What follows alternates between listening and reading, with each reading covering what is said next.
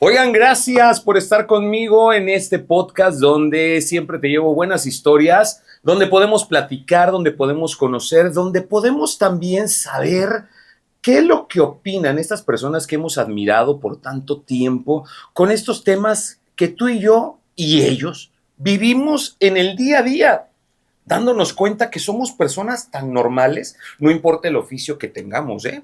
Qué impresionante saber esto. A veces idealizamos y pensamos, no, yo jamás podré alcanzar, yo jamás podré ser, pero el darte cuenta que tú y yo también podemos tener oportunidad de compartir experiencias, de compartir estos momentos también donde nos damos cuenta que podemos llegar a ser de impacto en donde estamos.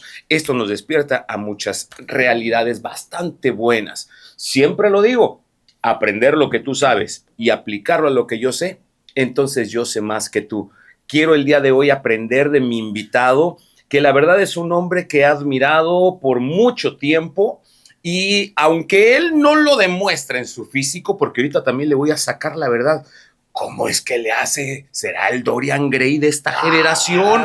Porque él no envejece. Realmente. Porque soy chiquidra. ¿No era personaje? ¿Realmente no era personaje? ¿Será que sea real? Es que yo la chupo. Ahí está el secreto. No sé si atreverme o envejecer con dignidad. Es cuestión de dignidad. Ya lo escucharon. Él es el señor Carlos Espejel. ¿Cómo estás? Feliz Bienvenido. de estar aquí, muy contento, muy alegre, la verdad, siempre que vengo acá me la paso muy bien y esta no es la excepción. Gracias por aceptar la invitación, poder estar aquí con nosotros, poder platicar. Hay muchas cosas que quiero comentar contigo, pero mi querido, es que el tiempo no pasa por ti. Se queda todo, oye. ¿Qué cosa? Se queda todo en mí, oye. Oye, es que, no sé si sea falta de respeto, a ti no te importa hablar de la edad. Eres del 72 y que la 72, 21 de abril del 72, 53 próximo años. a cumplir. Ya la prueba de la próstata. Cálmate, tanto la has aplazado. Sí. Por eso. En realidad tengo una relación. No hay fuga todavía. No hay fuga. Aquellos que empezamos temprano ya saben por qué uno envejece rápido. Sí. Oye, mi querido, y la verdad es que has marcado generaciones. Y quiero acentuar esta frase que acabo de decir. Has marcado generaciones. No solamente ha pasado el tiempo, sino que has permanecido a lo largo del tiempo. ¿Qué onda? ¿Qué me dices de esto? Porque desde niño has estado metido en el ámbito artístico, has estado trabajando, que si en radio, que si en televisión, que si haciendo personajes, que si haciendo comedia, e incluso haciendo historias serias y bueno, como buen actor, en todos lados has estado, mi querido. La verdad es que sí he sido muy afortunado de haber encontrado pues mi pasión, mi carrera, mi oficio, lo que más me gusta hacer desde muy niño. Creo que eso es una ventaja competitiva. Por un lado, te agrega valor a lo que haces. Y en mi caso, pues fue una historia muy linda de éxito, una historia de un niño que sale del barrio para entrar a un programa de televisión y el programa se convierte en un fenómeno y yo junto con toda mi familia pues cambiamos nuestra vida y Carlitos Espejel se convierte en el niño más famoso de México y luego el programa se convierte en el programa más famoso de América Latina y con eso, bueno, pues todas las ventajas o los privilegios que puede tener un niño famoso, muy famoso y no solo famoso, sino querido, porque creo que lo que logramos mucho con el programa fue el cariño de los niños, de los papás de los niños, que ahora pues estos niños son ya grandes, ¿no? Y que al mismo tiempo siguen esbozando una sonrisa cuando me ven, en gran medida porque creo que les recuerda muchísimo la infancia que tuvieron y que veían chiquilladas, ¿no? Mis programas cuando eran unos niños. Oye, mi querido, hablando de esta temporalidad, lo difícil no es estar, lo difícil es permanecer. Es lo difícil. Puedes llegar y todo mundo amamos cuando somos niños, ¿verdad? Y decimos, ay, qué bonita criaturita, qué bonito al niño que está saliendo en la televisión, qué simpático y todo, pero poder permanecer a lo largo del tiempo, ¿qué han significado todos estos años en ti? Esto que fue el estar en el lugar correcto, en el momento correcto, en la etapa correcta también. Es correcto, y con la familia correcta. La verdad es que creo que tuvo mucho que ver haber tenido un entourage tan lindo, un padre, una madre, un hermano que fueron una gran familia para mí y que me permitieron no volverme loco, que me permitieron al mismo tiempo crecer, pero sin falsas cosas, ¿no? O sin valores, ¿no? Entonces fue como tú dices, una tormenta perfecta para que yo pudiera desarrollarme como artista. Y claro, después se fueron presentando los retos una vez que salí de Chiquilladas o que ya no era tan niño, ya empezó a haber ciertos retos. Claramente también lo dices y lo preguntas muy bien. Al principio todo es originalidad, todo es novedad. Yo veo gente como, no sé, Omar Chaparro, ¿no?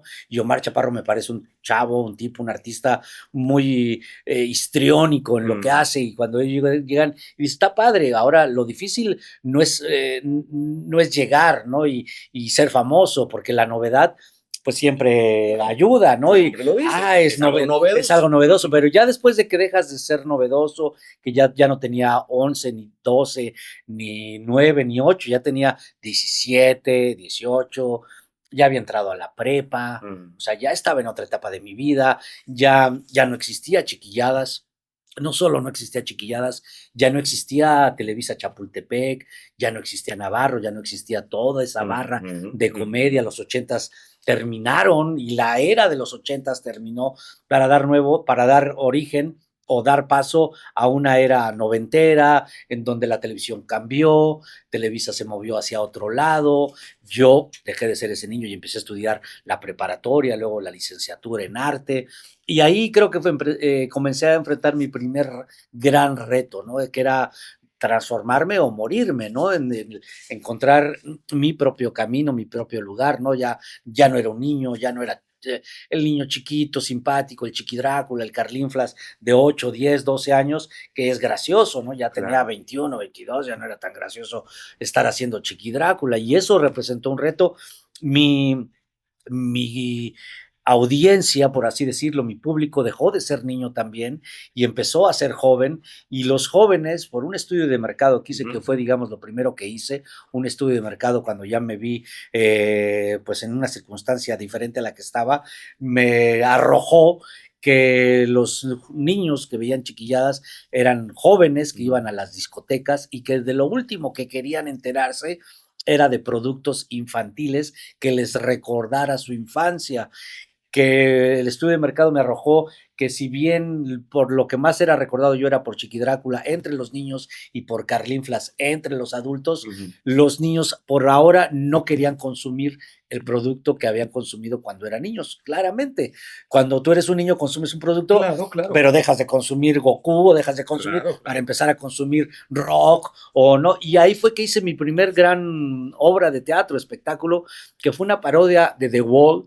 que se llamaba Nahual, y que era una parodia que buscaba hacer imitaciones, pero en un mercado sajón, una cosa muy loca que hice, en donde mientras todos mis compañeros comediantes estaban imitando a Julio Iglesias en su momento, a Vicente Fernández, a Juan Gabriel, que eran los que estaban más de moda, yo me di a la tarea de imitar a Guns N' Roses, a Phil Collins, a The Cure, y hacer parodias de ellos. Entonces la primera parodia, en vez de The Cure, era Manicure, en vez de Guns N' Roses era Pistolas Merrosas, Phil Collins, Tom Collins, El Tri, y una parodia increíble de The Wall, con músicos en vivo, con 39 personas trabajábamos en ese espectáculo, la pared se rompía, ¿sí? Era un espectáculo bien bonito y fracasó. Fracasó todos mis esfuerzos, el estudio de mercado del cual te hablé, que había arrojado que los jóvenes estaban en discotecas. Yo me quise ir hacia ese mercado y no funcionó, simplemente no. Mi manager en ese momento era Bobo Producciones, era Jack Borboy, fíjate. Sí. Hicimos 11 fechas y ya no pude seguirlas. La gente no entendió qué era lo que yo quería hacer, de venir de Chiqui Drácula, Carlinflas, a cantar rock. Era algo rarísimo, ¿no? Pero era un espectáculo padrísimo. Claro. Fue algo de lo cual me siento muy orgulloso porque fue de las primeras veces que usaba apliques, que son estas como máscaras que se ponen los actores. La producción al 100% la pagué yo. La pared se rompía y entraban los músicos, tocábamos músicos en vivo. Madonna era Matona y hacíamos, en vez de Bog, hacíamos Smog. Era una las letras de las canciones cambiadas. De ahí toma la idea Eugenio Derbez y hace Marilyn Manson con mayor éxito y la toma, o sea, toma mi idea y la lleva, y él la lleva a buen puerto. Yo fracasé, pero me dio Sin embargo, podemos hablar también de un paso de tiempo, o fue inmediato, de manera inmediata, en que tú dices que él tomó esta idea. Inmediatamente. Okay. Ajá, él ya lo toma despuesito de que lo llevó a otro lugar, claramente lo llevó, pero digamos que el concepto era el mismo. Un concepto de rock con letras cambiadas. Claro. Y él lo lleva a un personaje y lo hace en su programa de televisión y le va muy bien. Y yo tomo otro camino. Yo ahí encuentro el teatro. Y empiezo a hacer teatro de una manera, dejo de hacer estos espectáculos que hacía y empiezo a hacer teatro con Ortiz de Pinedo, con Marga López, empiezo a hacer como un tipo de, digamos, una carrera más teatral a los 16 años, empiezo a hacer Vaselina con Go, empiezo a hacer Tom Sawyer, a llenar teatros, y entonces como que mi carrera después de Chiquilladas empieza más por el teatro, pero era muy frustrante, fíjate que era muy frustrante que a esa edad y en ese tiempo, cuando yo hacía a veces hasta 2 obras de teatro, Tom Sawyer en la mañana, y yo era Huckleberry Finn, y ¿De qué se ríen las mujeres? Con Ortiz de Pinedo en el Teatro Insurgentes, que yo hacía teatro prácticamente diario, la gente me decía, ¿y qué haces ahora? No, pues hago teatro. Ah, pero ya no te dedicas a esto. No, sí me dedico, estoy haciendo teatro. Vengo saliendo, pero de hecho.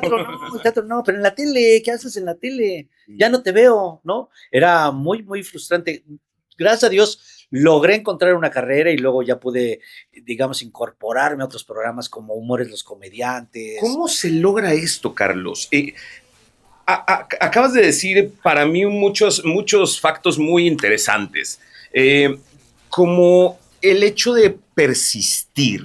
Hay algo que somos y nos mantenemos fiel a ello e insistimos, pero a veces cuando no es precisamente para lo cual servimos o funcionamos, a veces la insistencia termina... Se vuelve necedad, ¿no? Exacto, y juega en nuestra contra. Sí, exacto. Pero cuando somos persistentes en lo que creemos, en lo que confiamos y somos realmente y funciona, tarde que temprano hay un fruto. Entonces, yo veo aquí una transición en ti que me habla de esta persistencia, en que soy más allá de estos personajes que me catapultaron cuando era niño, que me llevaron a posicionarme, pero ahora el quedarme en esta posición va a ser a través de todo esto, que aunque muchos no lo vean porque quizá no estoy frente o a cuadro, como decimos aquí en el medio, me lleva a permanecer. ¿Qué tan fácil o difícil fue el permanecer en estas épocas de transición?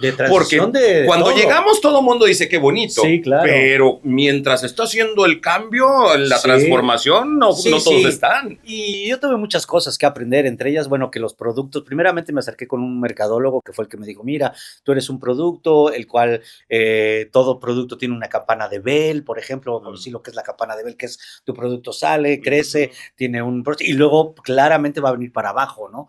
Ahí como que dije, todos los productos sucede eso, claro, ¿no? Entonces tienes que hacer un cambio de empaquetado si quieres, encontrar cuál es tu mercado, ¿no? Y ahí empecé a descubrir cosas mercadológicas. En algún momento hasta pensé estudiar mercadotecnia, porque me subyugaba mucho cómo se transformaba esto, ¿no? En mi mercado ya había crecido, yo también ya estaba evolucionando, entonces, ¿qué iba a hacer yo? O saltar mi generación y convertirme en un producto para niños como Carlinflas, Chiqui Drácula, y ser lo que hizo Tatiana, o lo que hicieron mis compañeras Ivonne y Beth, o lo que hizo por ahí lo hizo también esta niña que hizo una novela. Bueno, ahora te digo, que era pasarse a lo infantil nuevamente, que es un gran mercado, es un mercado que paga bien, que hay pocos productos y los productos que está medio abandonado, por cierto. Sí, pero yo no quise jugarle a eso, yo quise más bien convertirme en un actor de comedia, ¿no? Y eso implica, cuando tú decides algo, renuncias a algo también, ¿no? Claro. Y cada decisión es una renuncia de algo. Y yo era renunciar de alguna manera a seguir haciendo Chiqui Drácula, Carlinflas, seguir siendo Carlitos, no seguir...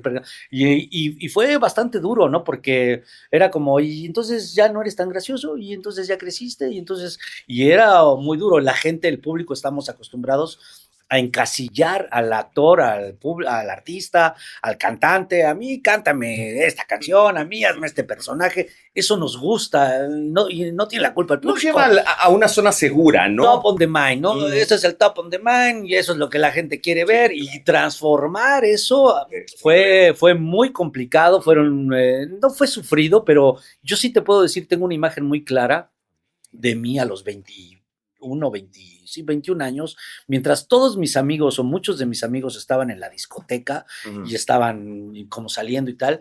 Yo traía un portafolio de aluminio, de estos muy delgaditos que se pusieron de moda, en donde yo traía mi plan de negocios, donde yo traía mi estudio de mercado, en donde yo era lo que quería hacer. Yo estaba realmente muy comprometido con transformar mi carrera, ¿no? Y ahí fui aprendiendo, bueno, pues que cada decisión que iba tomando, iba renunciando a otras cosas, ¿no? Iba dejando de hacer Chiqui Drácula, me cambié el nombre en vez de Carlitos, Carlos, ¿no? Como para darle una transición. Y también entendí que Televisa también se había transformado, dejó de ser esta empresa en Chapultepec, donde tenía programas como Mi Secretaria, Mis Huéspedes. No, y que si no estoy en... Ajá, no soy. No, exactamente. Y si no estabas en Televisa, no estabas en ningún lado, porque Azteca ni existía, pues, o sea, era Inmevisión, cabrón. Entonces, sí, claro, no existía, entonces tenías que estar ahí. Y yo después de salir de Chiquilladas, empecé a estudiar la prepa, y yo sí tenía la idea de que me iba a hablar Emilio Azcárraga ya, ¿no? Y decirme, Carlitos, la empresa no puede vivir sin ti, o sea, ¿dónde has estado, no? Sí, tengo una silla aquí a un lado, hicimos una junta y estamos esperándote, ¿no? Cosa que claramente no sucedió, ¿no? Pero que mucha gente sí se queda ahí esperando. Nos quedamos ahí con esa ilusión de que, bueno, ahorita a lo mejor me hablan y tal. Y no solo eso, a nosotros nos pasó una tragedia que nuestro productor o el vicepresidente de producción, que era un señor que se llamaba Humberto Navarro, sale y sale mal. Y con eso, y luego se muere el tigre, y entonces entra una generación de jóvenes un poquito más grandes que yo, Emilio, Bernardo, todos estos, que son jóvenes como de unos 10 años más grandes que yo, que no les gustaba Chiquilladas. O sea, no fueron los niños que vieron Chiquilladas. Cuando Chiquilladas era un fenómeno, ellos eran chavos entre 18 y 20 años que no estaban entonces, específicamente, claro. Nunca fue como los viejos. Cuando yo con nostalgia de los grandes, yo cuando conocí a Emilio Azcárraga, al viejo, una vez estaba yo en Chapultepec grabando y se veía que llegaba porque había más movimiento. Y mi mami, que era muy abusada y muy linda, me dice, ya llegó don Emilio, ¿por qué no vas a saludarnos a oficina? Y yo, Emilio, don Emilio, sí, ve, ¿y qué le digo? Pues salúdalo. Mi mamá era muy así, no, pues ve, salúdalo, pues ¿qué te va a hacer? ¿No? O sea, ¿qué te va a hacer? ¿Te va a morir?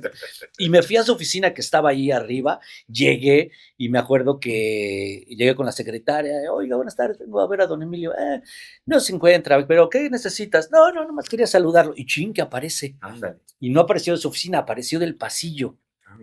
Y atrás venía la comitiva, ¿no? Todos pero de pesados. Noticieros. Venía el grupo especial de... Sí. Venía Ricardo Rocha, venía otro que sigue trabajando, Francisco. Ahorita me acuerdo de sus nombres. Venía el grupo pesado de Noticieros. Y entonces me acuerdo que me ve. Y, ¿qué pasó, Carlitos? Me ve con mucho cariño. ¿Cómo estás, Carlitos? Yo bien. ¿Y qué haces aquí en mi oficina? Pues no, vengo a saludarlo. Ah, muy bien. ¿Y qué me traes? Me acuerdo que me dijo, ¿no? ¿Y qué me traes? Y yo traía una monedita de 10 pesos que se pusieron de moda, unas que todavía eran como hexagonales, y le decía, una moneda, y los 4 o los 5 que estaban ahí, o sea, mucho gusto, y ya me sacó. Ellos sí vivieron, Guillermo Ochoa, vivieron la época Chiquilladas como adultos que vieron niños. Esta nueva generación. Nostalgia de ver a Cantinflas a través de tu representación. Mucha gracia, ¿me entiendes? Pero esta nueva generación de Jan, y sobre todo Bernardo Gómez, no nos tuvieron como mucho ni cariño ni respeto. Me da la impresión como que, órale. Entonces, era como, y nuestro productor, Humberto Navarro, que era aquel gran productor, sale mal, o ya Y entonces toda esa generación de La Güereja, César Bono, ¿quién más te puedo decir? Soltero del 2, toda esa generación, nos quedamos sin nada. Y nace una nueva generación que es Papá Soltero, esta nueva generación de Luis de Llano, Ortiz de Pinedo, Héctor Suárez. Se hace esta evolución incluso en la tele. Y nosotros nos quedamos, y Televisa evoluciona y deja de hacer, en Chapultepec lo convierte en noticieros. Y entonces nosotros nos quedamos, Leonorildo Ochoa, nos quedamos como, y nosotros, no solo eso, Humberto Navarro estaba peleado con Víctor Hugo Farril.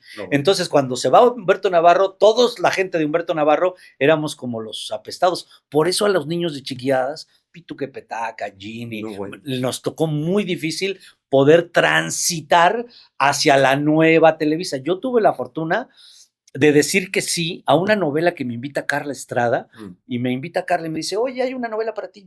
Y yo, me gusta, es protagónico, antagónico, soy el galán. No, son 5 capítulos. Ah, caray, son poquitos, ¿no? Sí, pero bueno, ¿y qué digo? No hablas. Ah, caray.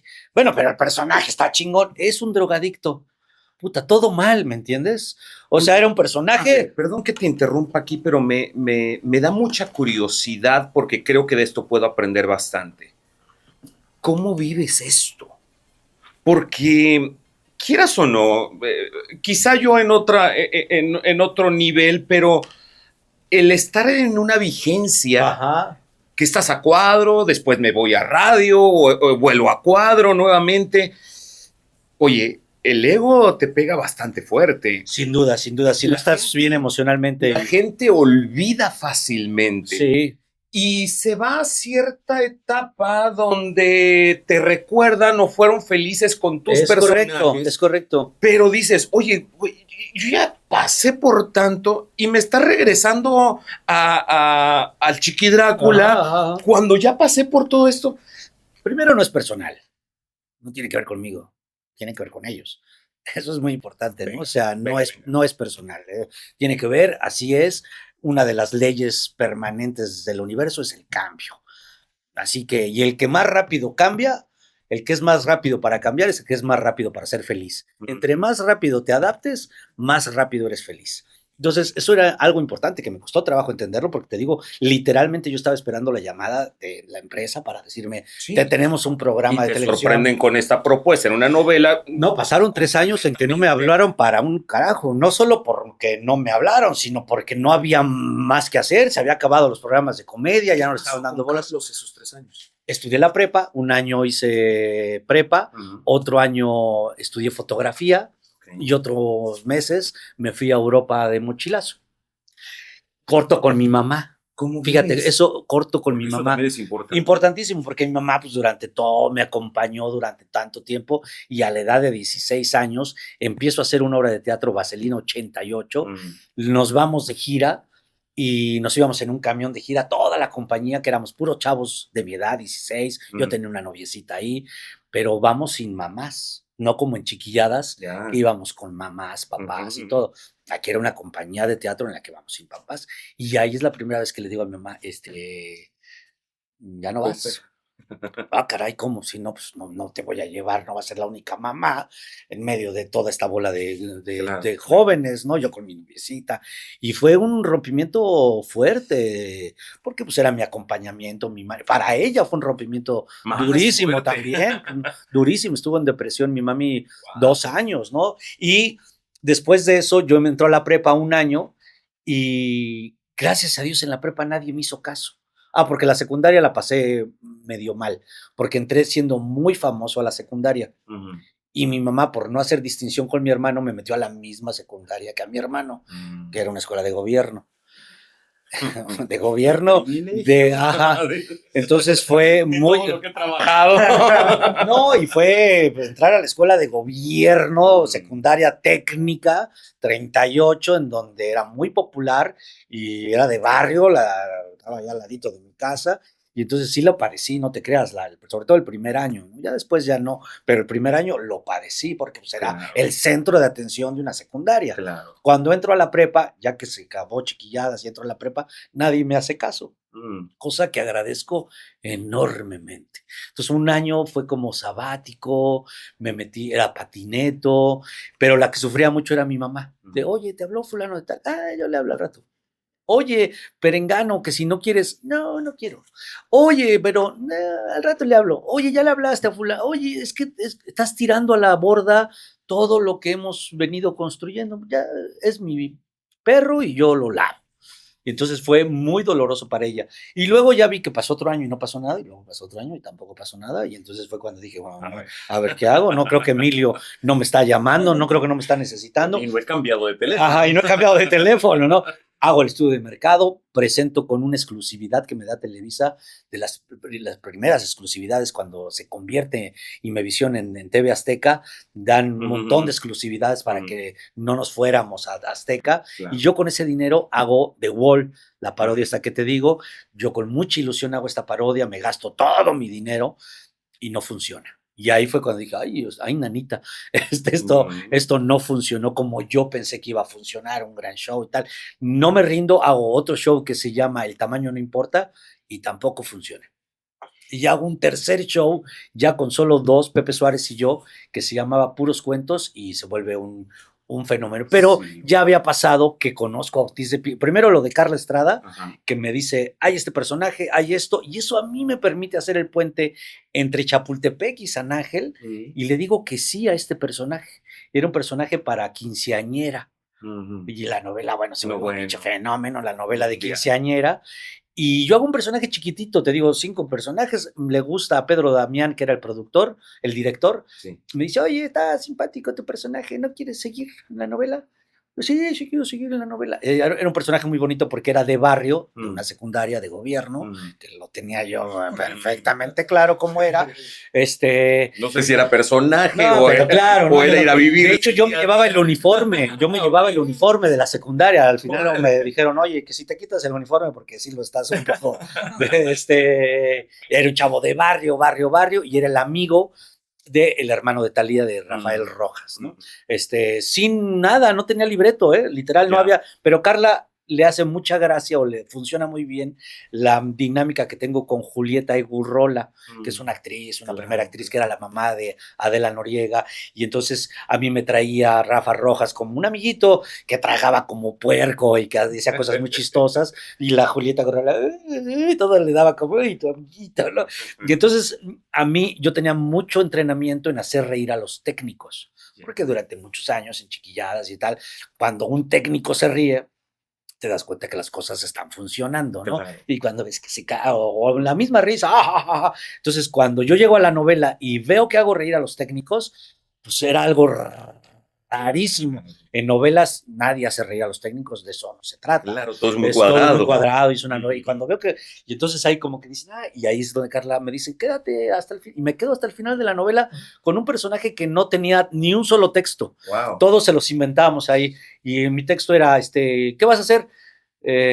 Nada, ¿y tú? Para allá voy, y me iba con él y siempre, y llegaba, era todo lo que tenía. Oye, pero y me quedo. La apertura para poder dar oportunidad a la improvisación. Y la apertura para decir que sí a un proyecto que no le vi mucho, la verdad. O sea, bajarle el ego de decir, oye, yo llenaba conciertos, yo estaba en Anaheim, en Disney, yo íbamos a Centroamérica, y estábamos... Pero esto es lo que marca la diferencia entre solamente hablar de las glorias pasadas y decir, ¿sabes qué? Aquí sigo todavía. Sí. ¿Cómo te cimienta a ti también todas estas experiencias y tantas historias que tienes, mi querido? O sea, ¿cómo es que te llevan a decir, aquí sigo y permanezco? Y aunque han pasado los años y muchos me siguen recordando, como Carlitos, me dio mucha risa ahorita que en la entrevista con Sergio en las noticias, de Carlitos no te bajó. Sí. Y son contemporáneos prácticamente, ¿no? Sí. Aunque sí se ve bastante acabado mi compañero.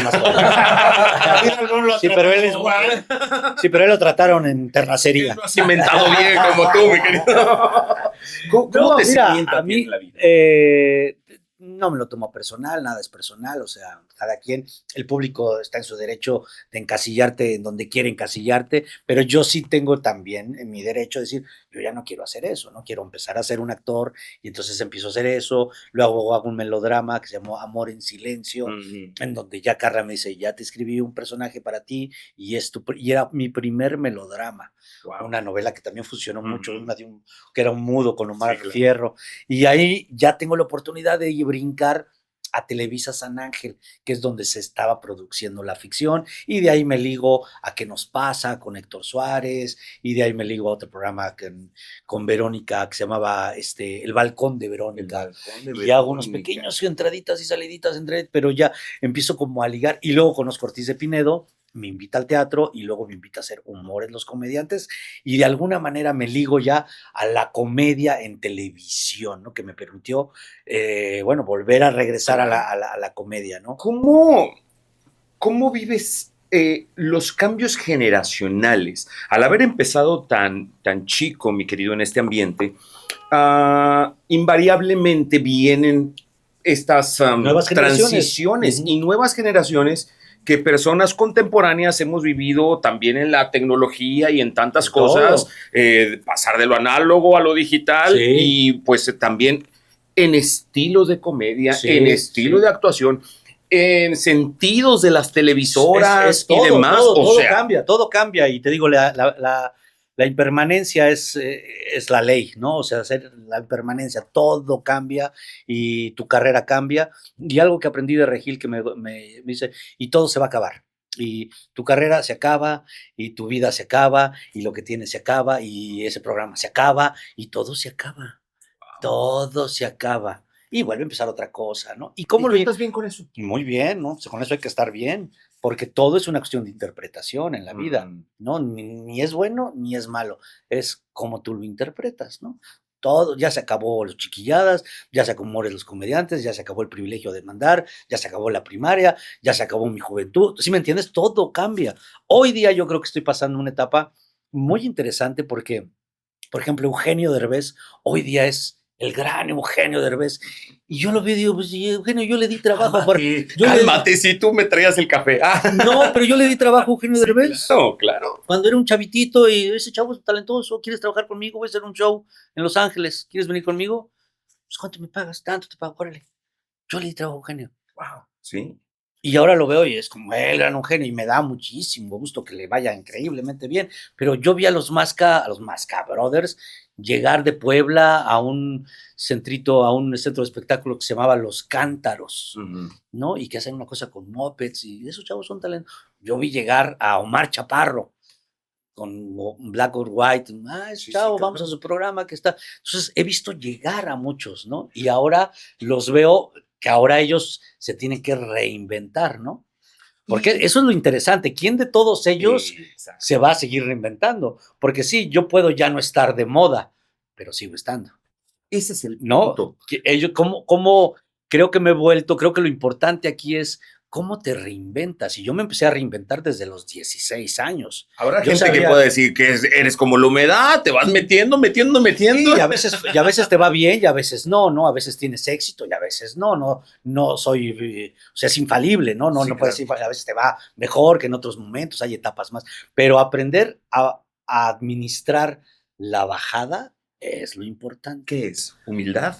¿Qué es? Yo creo que es inteligencia emocional. Yo creo que es inteligencia emocional. Aprender a administrar que ya estás arriba. ¿Qué sigue después de estar arriba? Pues estar abajo. Claro. Y luego, ¿qué sigue estar abajo? Pues estar para arriba.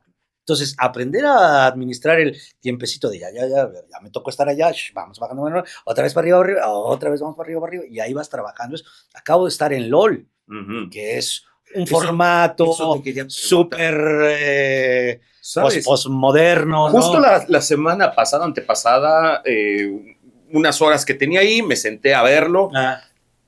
Y no sé, quizás soy medio extraño para ver ciertos contenidos, pero yo decía, ¿cómo se atreven? O sea, yo me sentí hasta cierto modo ofendido por el tipo de cómo estaban manejando la comedia y decir, ¿en serio quieres que me ría con lo que estás haciendo?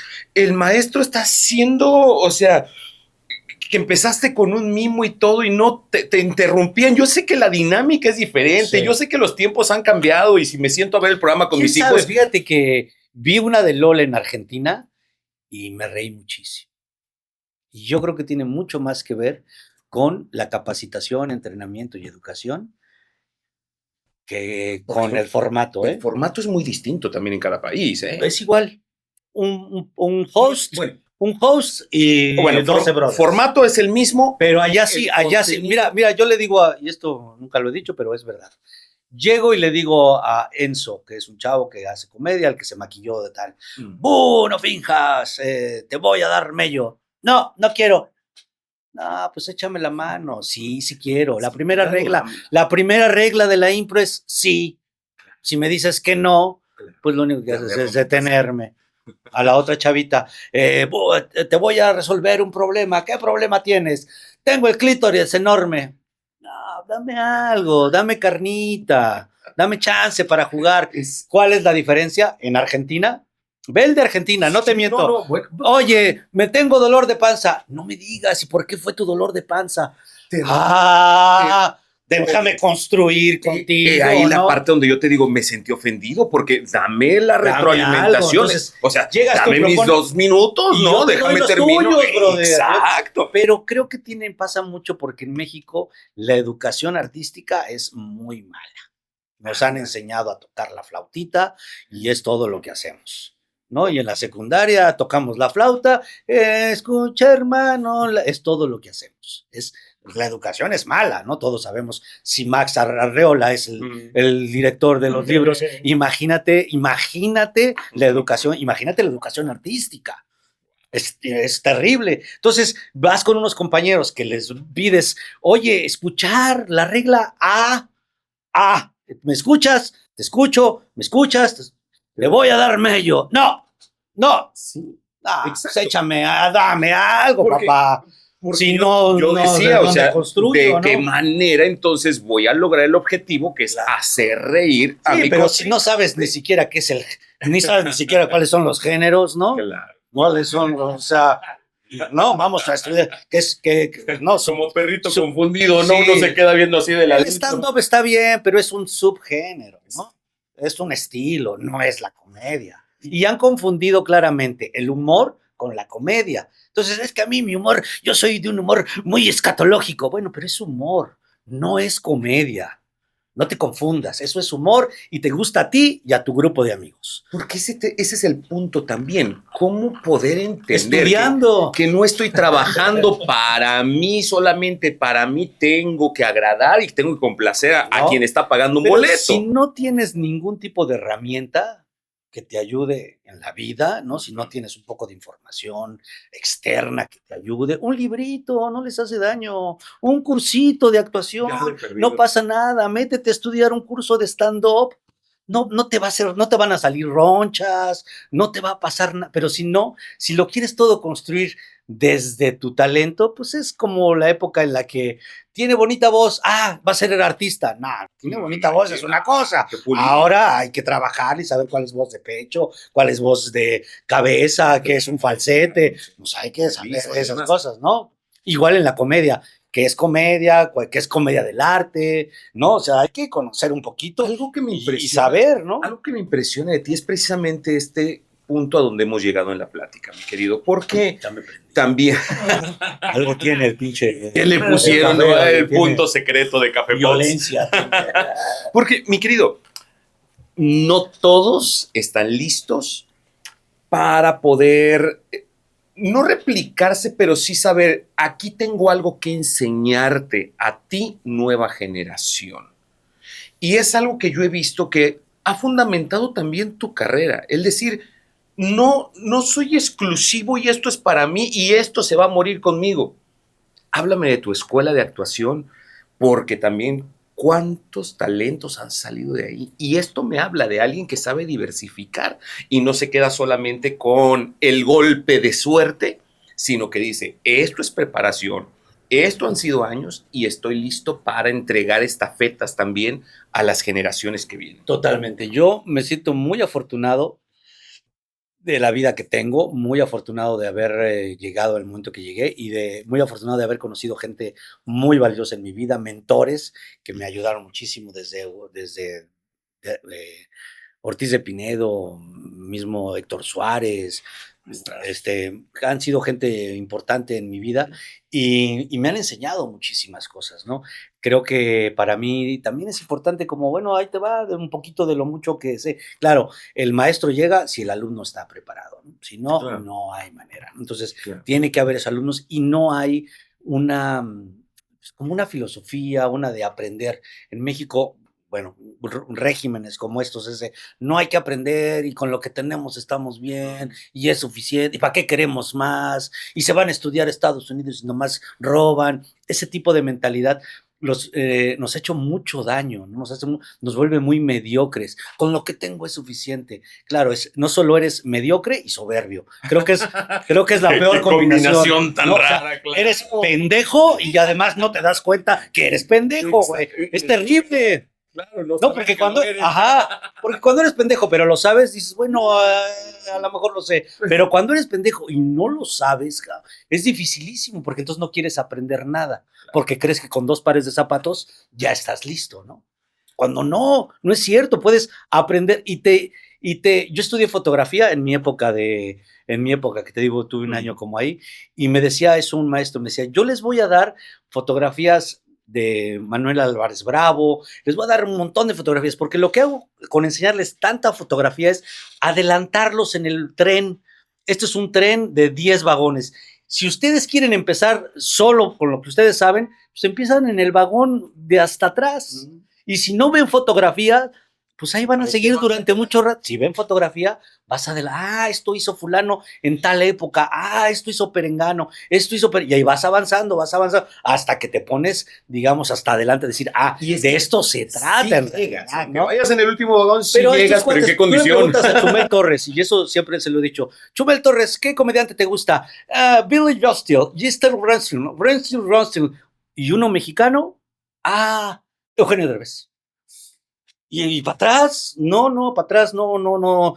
¿Qué sabes de Brillas? ¿Qué sabes, no? No sé, del Bigotón, Castro. Sí. ¿Qué sabes de Cantinflas? Nada. No saben nada. Entonces, todo o muy gringo, o sea, Billy Russell y John Stringer, yo no tengo esa educación, ¿no? Pero hay que saber de los de acá, ¿no? Porque en donde estoy también. Porque en donde estoy, ¿no? Entonces, Chumel empezó criticando fuertemente a los Masca Brothers. Me acuerdo que empezó con ellos, diciendo, ¿esos qué son? Pues que lo mismo que tú, cabrón, comediante. Nomás que llevan 10 años antes que tú, mejor ve que les puedes aprender, ¿no? Eso creo que hemos sido muy ignorantes en ese sentido y no hemos tenido las bases de educación suficientes para poder hacer otras cosas. Sin embargo, no te ha llevado a ser un egoísta con lo que sabes, mi querido, y eso es algo que también se agradece, porque sale entonces este garbanzo de libra, como tú dices, el que sí quiere aprender, el que lo único que está esperando es llegar a tocar la puerta correcta donde sí puedan enseñarme y proporcionarme todo, porque estos egos que sí o sí se manejan en la industria, mi querido. Y en todos lados, ¿no? En todos lados, claro. ¿no? Sí. Pero el llegar y decir, no, es que todo esto a mí me ha costado, entonces yo no voy a tocar la puerta, pues yo no te... Oye, te he enseñado, aquí hay esta oportunidad. En el teatro creo que toda la enseñanza es muy oral, ¿no? O sea, yo tuve la oportunidad de tener maestros y muy oralmente te dicen, cuidado, no ten cuidado con esto, aguado con lo otro, espérate esa pausa, que ponte en tu luz. Creo que eso es lo que hacemos los actores grandes y se los vas dando a los actores jóvenes. Yo, gracias a Dios, tuve la oportunidad de poner una escuela, un poquito en retribución a lo bien que a mí me fue, y pusimos un curso de verano para niños y vimos que funcionaba y que había muchos niños y niñas que querían cantar, bailar, actuar, y funcionó. Y luego me fui a Argentina a estudiar. porque es importante estudiar, no salen ronchas, no pasa nada, Claro. yo los invito a No que pierdes tiempo, no pierdes porque muchos dicen, tiempo. no, ¿cómo me voy a encerrar a Sí, estudiar? y si todo lo quieres hacer desde ti, pues va a ser muy difícil, ya hay mucha información, ya pasamos muchos por ahí, no te estoy hablando de ahorita, de hace 100 años, ¿no? Que ya hay cosas que deberías tú de saber, por lo menos cuáles son los géneros y subgéneros de la comedia, ¿no? Pero les preguntas si creen que el stand-up lo es todo. No es cierto, el stand-up es un subgénero, es un género natural si tú quieres, No ¿no? sé qué tan bien o mal nos vayamos a ver, pero no quiero preguntarte de tu futuro, quiero preguntarte cómo ves el futuro de este género, porque creo Pero el que... género no tiene la culpa. Mira, Yo lo sé. yo creo que el stand-up, algo brillante o algo que me parece rescatable, es de las pocas cosas que está trayendo gente a los teatros. Y eso me parece muy valioso. Ha encontrado un nicho y ha encontrado el corazón de esta generación y está llevando gente a los teatros. Sin Y eso embargo, me parece ¿sabes muy qué es bueno. muy peligroso, Carlos? Y yo lo veo y quiero que desde tu expertise me lo puedas comentar porque pues yo recibo ya después gente en consulta que con cualquier cosita que le digas y le dices pelón ya se traumó para toda la vida. Y cuando esta era una base de comedia o para poder sacar broma y demás, pero que hoy por hoy, la parte incoherente que yo digo, pagas por ir a ver un estando pero que te diga pelón y deja tú que te diga aquí en el momento de la plática entre nosotros, delante de todo un teatro lleno y todos riendo al unísono de ti. Güey, el helicóptero de Brincos Dieras.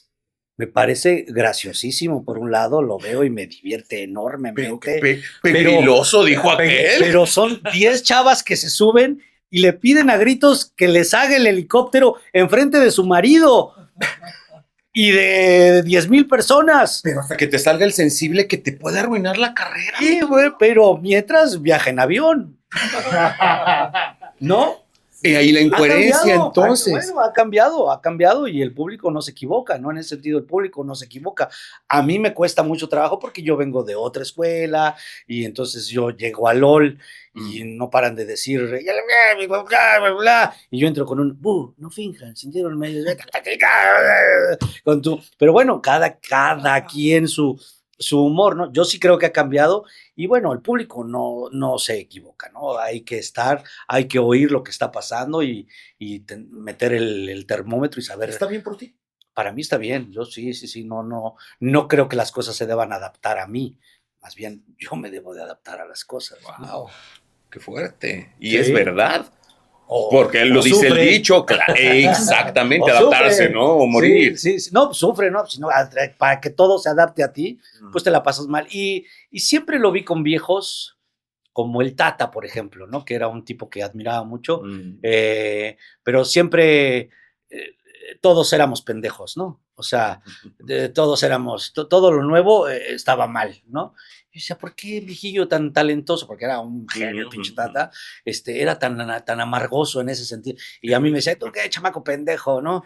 Y yo me peleaba con él, ya después tuve mucha confianza y yo le decía, ¿y usted qué, pinche viejito? Y no sé qué, nos peleábamos. Pero siempre veía como este desprecio a lo nuevo, ¿no? Y a los jóvenes. Y yo decía, ¿por qué? Pues no le estoy robando nada ni nada.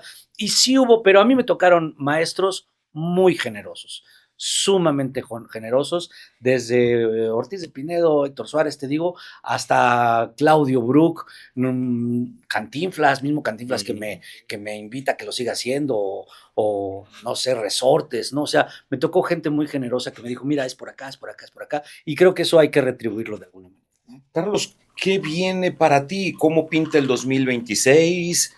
¿Qué planes tienes? Pues ya viene tu cumpleaños, ¿qué vas a hacer? ¿De qué manera celebras también? O sea, ¿qué viene para Carlos Espejel? Y estoy en una etapa muy bonita de mi vida, estoy en una etapa en la cual estoy cosechando lo que he sembrado durante mucho tiempo y empiezo a cambiar mis lujos, y mis lujos ahora son tener tiempo para mí, estar con mi hijo, divertirme, no hacer nada. Creo que eso es valioso en este momento de mi vida. No busco tener más shows o tener una gira y tener fechas 24, 25, 26, 27, 28, llenar el Metropolitan.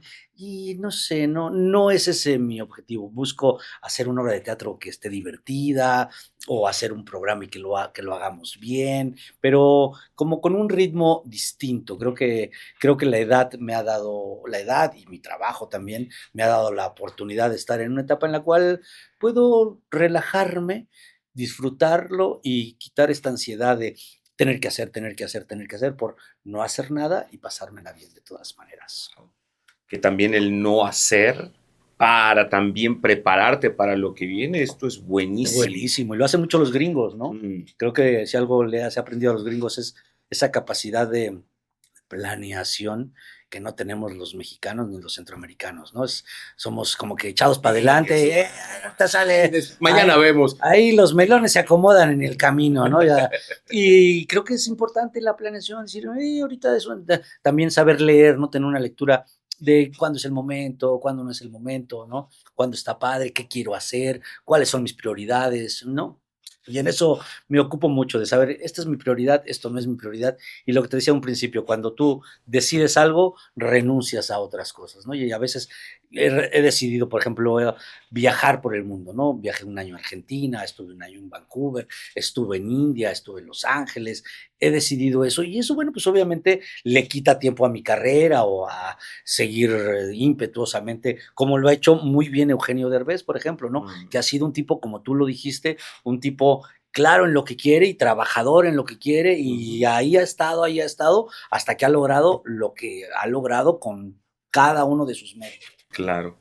Hay una generación que está empujando y empujan fuerte. Y precisamente pero que se preparen. Ese es el punto. Quiero que les des un mensaje a todos ellos, que vas a no encontrarte ronchas, con estos muchachos. No salen ronchas. Si quieres hacer comedia, prepárate, tómate un cursito, no te pasa nada, tómate otro. Fíjate, yo estudié en Argentina y me decían, y algo que me dolió mucho, pero tenían razón, decían, en México, en Argentina, los actores, cuando no están trabajando, los actores, las actrices, toman cursos, que de clown, que de media máscara, que de máscara neutra, que de literatura. Los actores en México, cuando no están trabajando, van al gimnasio. Es facto. ¿Es cierto o no es cierto? Me río para no llorar, pero mi querido. ¿Es cierto o no es cierto? Pues sí. Y esperando qué oportunidad también, si no estás gimnasio, listo. ¿No? O yéndote a hacer una operacioncita. Claro, papi, pero las chichis me van a caer tarde que temprano. ¿Por qué no te tomas un cursito? Y esto, ¿no? Un cursito de algo que dé un delivery, como ahora le llaman, ¿no? Mejor, ¿no? Entonces, a mí me dejó ese sabor de boca esta intervención en LOL, como de, hubiera estado más padre si todos hubiéramos estudiado un poquito y nos hubiéramos escuchado un poco más. Qué fuerte. Y esto no se aplica solamente para un programa de televisión. No. Esto es para la vida. En la radio sucede, ¿no? Y en todos lados. Si tú aquí no te oyes, no te escuchas. Oye, con tus compañeros en la empresa, cualquiera que ésta sea, el saber escuchar y el prestar atención a la experiencia, mi querido, es que siempre lo digo, si tan solo prestaras atención y vieras que la caída que tuvo tu compañero, que ya tiene años en esto recorrido, tú te la puedes evitar. Por favor, ¿por qué tener que pasar nuevamente por experiencias que alguien más ya pasó pudiendo aprender, como decía la abuela, en cabeza ajena?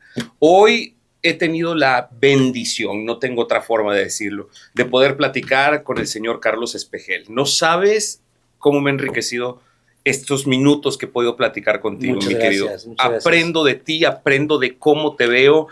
Presto atención en tus gestos, presto atención en cada una de tus palabras y esto me hace crecer y te lo agradezco. Y espero que tú que lo estás viendo, en donde quiera que estés viendo este episodio, mi querido, sea algo que pueda alimentar tu alma, que pueda alimentar también tu conocimiento y que te inspire a seguir adelante. No es solamente este momento en el que estás y que te está yendo bien, te felicito por ello. Es que mañana también necesitamos de ti y de todo el talento que tú tienes. Pero si tú no permaneces, entonces, ¿cómo lo podremos descubrir? Así que persiste, sigue adelante. Gracias, mi querido. No, gracias a ti. La verdad es que no sé qué le pusiste al café, que me puse muy intenso. El suero de la verdad. El suero de la verdad. Soy muy apasionado en eso. La verdad es que me gusta mucho lo académico, me gusta mucho aprender. Es algo que me entusiasma, que me divierte y me gusta compartirlo. Además, se me hace padre, ¿no? Y ahí vas aprendiendo acerca de ti, de lo que está bien, de lo que puede ayudarte, ¿no? De las herramientas que te van dando, ¿no? No es para otra cosa, es para tener herramientas, para cuando la bajada sea, tengas herramientas para decir, sigue esto, ¿no? Y ahora con qué. Pero si no tienes herramientas, me decía un maestro que cuando querías cambiar, te ibas al cerro y te ibas al monte a pensar, decía, no sirve. ¿Por qué no sirve? Porque solamente te estás dando cuerda tú mismo con la misma información que tienes o en el cerro, o en tu casa, o en la cama. ¿Qué necesitas? Nueva información. Entonces, acuérdate, hay cosas que sabes que no sabes, ¿no? Sabes que no sabes. Hay cosas que sabes, pero lo más difícil es que hay cosas que no sabes. Y eso es un lugar muy oscuro en donde no vas a crecer.